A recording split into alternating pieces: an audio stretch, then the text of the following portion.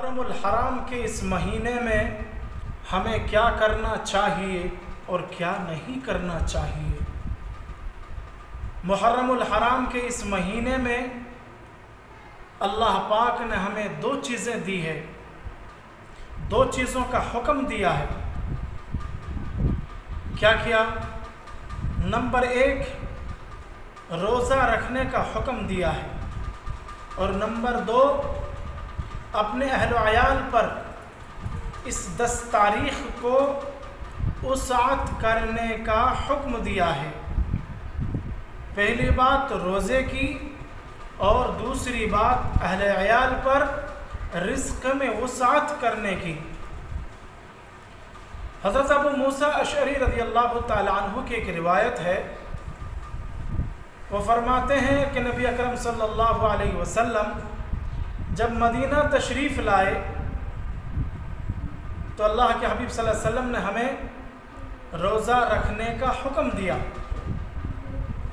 تو آقا علیہ الصلوۃ والسلام نے فرمایا فَأَمَرَ نَحْنُ أَحَقُّ بِصَوْمِهِ فَأَمَرَ بِصَوْمِهِ نَحْنُ أَحَقُّ بِصَوْمِهِ فَأَمَرَ بِصَوْمِهِ کہ ہم اس روزے کا رکھنے کا زیادہ حقدار ہیں، اور پھر آپ نے ان روزوں کو رکھنے کا حکم دیا۔ پہلی بات یہ ہے کہ روزہ ہم رکھیں تو کب رکھیں، کیسے رکھیں۔ اللہ کے حبیب صلی اللہ علیہ وسلم جب مدینہ تشریف لائے تو دیکھا یہودیوں کو روزہ رکھتے ہوئے۔ صحابہ کرام رضوان اللہ تعالی علیہم اجمعین نے اس روزے کو رکھا۔ اللہ کے حبیب صلی اللہ علیہ وسلم نے جب مدینے والے کو یعنی یہودیوں کو روزہ رکھتے ہوئے دیکھا تو ان سے جب پوچھا گیا کہ تم یوم عاشورہ کا روزہ کیوں رکھتے ہو، تو انہوں نے جواب دیا کہ ہم 10 تاریخ کی بڑی بڑی نعمتوں اور بڑی بڑی پریشانیوں کو اللہ پاک نے ہم سبوں سے دور کر دیا۔ ایک ہم ادب و احترام سے رکھتے ہیں، عزت و تکریم کے لیے رکھتے ہیں، اور دوسرا اللہ نے ہمیں بہت بڑی بڑی مصیبتوں سے حفاظت فرمایا ہے، اس لیے ہم رکھتے ہیں۔ تو آقا علیہ الصلوۃ والسلام نے فرمایا کہ تم 10 تاریخ کو یوم عاشورہ کا روزہ رکھو،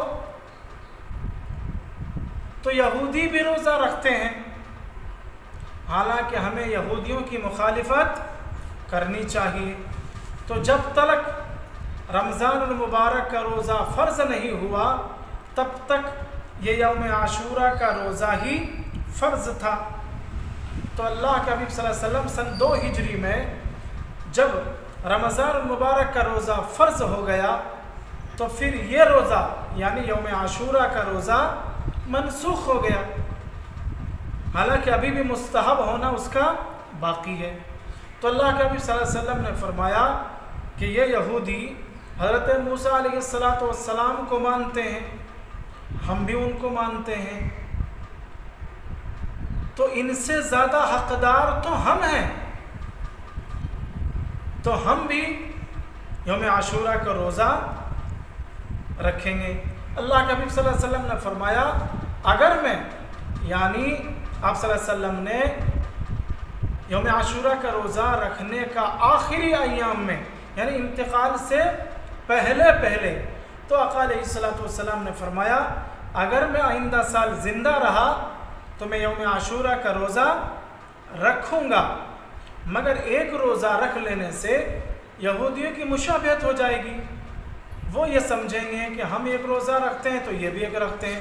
تو آقا علیہ السلام نے فرمایا کہ آئندہ سال اگر میں زندہ رہا تو یوم عاشورہ کا روزہ رکھ لوں گا، اس کے ساتھ ساتھ 9 تاریخ کو یعنی 10ویں محرم کو روزہ، تو 9 تاریخ کو ایک رکھ لوں گا، یا ایسا ہوگا کہ 10 تاریخ کو رکھوں گا اور 11ویں تاریخ کو رکھوں گا۔ تو اللہ کے نبی صلی اللہ علیہ وسلم نے فرمایا नहनु अहक्कु बिस्सौम फ़अमर बिस्सौमिही, कि हम ज़्यादा हकदार हैं इस रोज़े को रखने का। तो आका अलैहिस्सलातु वस्सलाम ने फरमाया कि 9वीं तारीख को रोज़ा रखो, फिर 10 तारीख को रखो, या 10वीं को रखो फिर 11वीं को रखो, यानी तुम 2 रोज़ा रखा करो। क्यों? इसलिए कि यहूदी एक ही रोज़ा रखते हैं और हम 2 रख लेंगे तो इसकी मुशाबिहत नहीं होगी। तो मोहतरम बुज़ुर्गों और दोस्तों, यौम आशूरा यानी 10 मुहर्रम का हमारा काम ये है कि हम 9वीं तारीख को एक रोज़ा रखें या 10वीं तारीख को रखें, या 10वीं को रखें या 11वीं को रखें। 2 रोज़ा है, आपने अगर रखा तो आपको सवाब मिलेगा, आपने नहीं रखा तो सवाब नहीं मिलेगा, गुनाह भी नहीं होगा। और अगर आपने रखा तो अल्लाह के हबीब सल्लल्लाहु अलैहि वसल्लम ने फरमाया कि यौम आशूरा का रोज़ा 1 साल के गुनाहों का कफ़ारा बन जाएगा। तो हमारा काम इस मुहर्रमुल हराम के इस महीने में 10 तारीख को एक रोज़ा 10 तारीख को रखना है, या 9वीं को या 10 को, 9वीं 10 या 10 11 को।